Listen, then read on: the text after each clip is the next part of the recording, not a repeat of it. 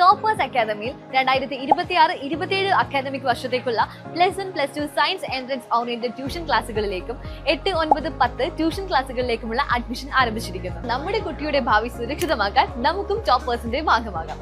A different approach to success. PSCയുടെ അനാസ്ഥ 60-ാം വയസ്സിലും അഡ്വൈസ് മെമ്മോ. 2005 നിലവിൽ വന്ന PSC part time language Arabic teacher പോസ്റ്റിലാണ് 2 പതിറ്റാണ്ടിന് ശേഷം 60 തികഞ്ഞയാൾക്ക് അഡ്വൈസ് മെമ്മോ ലഭിച്ചത്. കാളികാവ് പൂച്ചപ്പോയിൽ സ്വദേശി മൂച്ചിക്കൽ അബ്ദുൾ മജീദിനാണ് PSC മെമ്മോ ലഭിച്ചത്. റിസർവ് ചെയ്ത വേക്കൻസിയായ NCAക്ക് നീക്കിവെച്ചിരുന്ന പാർട്ട് ടൈം അറബിക് അധ്യാപക പോസ്റ്റിലേക്കാണ് മജീദിന് PSC നിയമന ഉത്തരവിനുള്ള മെമ്മോ അയച്ചിട്ടുള്ളത്. NJD ആയിട്ടാണ് മജീദിന്റെ പേര് പഴയ ലിസ്റ്റിലേക്ക് തിരികെ വന്നിരിക്കുന്നത്. PSC 18 വർഷം വിജ്ഞാപനം നീട്ടിക്കൊണ്ടുപോയി. PSCയുടെ ഭാഗത്തുള്ള ഗുരുതരമായ അനാസ്ഥയാണ് സംഭവിച്ചിട്ടുള്ളത്. 2005 ലിസ്റ്റിൽ 3 കൊല്ലം കഴിഞ്ഞ് 2008 കാലാവധി തീർന്നു. വിജ്ഞാപന കാലാവധി 3 മാസമാണ്. അങ്ങനെയുള്ള നോട്ടിഫിക്കേഷൻ 3 തവണ നടത്തിയാലും ഇത്രയധികം കാലം നീണ്ടുപോകില്ല. എന്നാൽ വിജ്ഞാപന കാലം 18 വർഷമാണ് നീണ്ടുപോയത്. ഇതോടെ രേഖകളിൽ ഇന്ന് 60 തികഞ്ഞ മജീദിന് ജോലി സാധ്യതയ്ക്കായി മന്ത്രിയെ സമീപിച്ചിരിക്കുകയാണ്.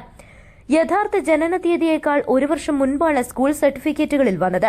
ഇത് തിരുത്താനുള്ള നിയമ പോരാട്ടം വിജയിച്ചാൽ മജീദിന് 1 വർഷമെങ്കിലും ജോലി ചെയ്യാം. PSCയുടെ അനാസ്ഥ കാരണം ജോലി ലഭിക്കാതിരുന്ന മജീദിന് ജോലി നൽകൽ സർക്കാരിന്റെ ബാധ്യതയുമാണ്. ഈ ഏപ്രിൽ 22-ന് അവിടുന്ന് അയച്ച അഡ്വൈസ് മെമ്മോ എനിക്ക് ഏപ്രിൽ 26-നാണ് കൈപ്പറ്റിയത്.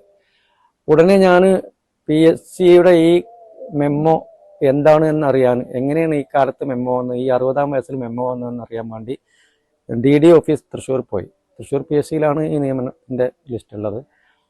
അപ്പോൾ അവർ പറഞ്ഞ്, നിങ്ങൾക്ക് പിന്നെ ഞങ്ങളും ഇതിനെക്കുറിച്ച് ആലോചിച്ചുകൊണ്ടിരിക്കുകയാണ്, എന്തുകൊണ്ടാണ് നിങ്ങൾക്ക് ഈ കാലത്ത് മെമ്മോ വന്നത്, ഇനി നിങ്ങൾക്ക് നിയമനം അയക്കുക ചെയ്യുക.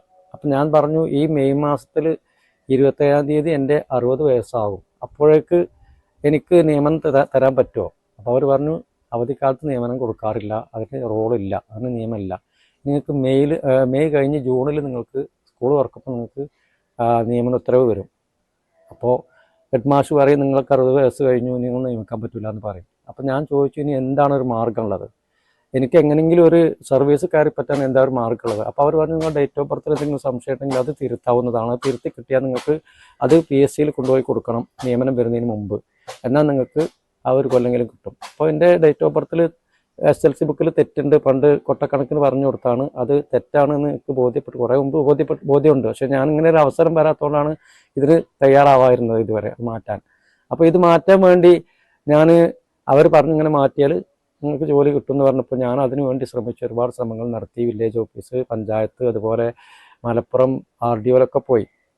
അതിന് രേഖകളൊക്കെ തയ്യാറാക്കി 4 പേരുടെ സത്യസാക്ഷ്യവും അവരുടെ പ്രസ്താവനയും ഒക്കെ ഒപ്പിടിച്ച് വില്ലേജ് ഓഫീസറെ മുമ്പിൽ നിന്ന് ഒപ്പിടിച്ച് അങ്ങനെ അത് കൊണ്ടുപോയി കൊടുത്തപ്പോൾ അവർ പറഞ്ഞത്, ഞങ്ങൾക്ക് SLC ബുക്കിലുള്ള ആ ഡേറ്റ് അനുസരിച്ചല്ലാതെ നിങ്ങൾക്ക് ബർത്ത് സർട്ടിഫിക്കറ്റ് അനുവദിച്ച് തരാൻ കഴിയൂല, ഇപ്പോഴത്തെ ഗവൺമെൻറ് നിയമം അനുസരിച്ച് അങ്ങനെ സാധിക്കുള്ളൂ എന്ന് പറഞ്ഞു.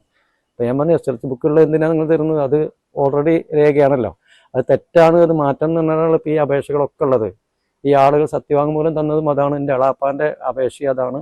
ഒരു 2026 60 വയസ്സ് തികയും എന്ന് വന്നപ്പോൾ 2026 60 വയസ്സ് തികയുന്നതിന് പകരം 2027 27/5/66 SLC ബുക്കിലുള്ള ഡേറ്റ് ഓഫ് ബർത്ത്. അത് 27/5/67 ആക്കാൻ ആണ് ഈ അപേക്ഷയ്ക്ക് കൊടുക്കുന്നത്. അങ്ങനെ തിരുത്തണം, അതാണ് യഥാർത്ഥത്തിൽ അവൻ്റെ ഡേറ്റ് ഓഫ് ബർത്ത് എന്ന് ഇവരൊക്കെ സത്യസാക്ഷ്യം ചെയ്തിട്ടുണ്ട്. ഈ 4 ആളും സത്യസാക്ഷ്യം പറഞ്ഞിട്ടുണ്ട്, അവർ ഒപ്പ് വെക്കുകയും ചെയ്തിട്ടുണ്ട് വില്ലേജ് ഓഫീസർ മുമ്പിൽ നിന്ന്. അപ്പോൾ ഇത് തിരുത്തി കിട്ടാൻ എന്തെങ്കിലും മാർഗം ഉണ്ടോ എന്ന് നോക്കിയാണ് RDOയിൽ പോയപ്പോൾ അവർ പറഞ്ഞു.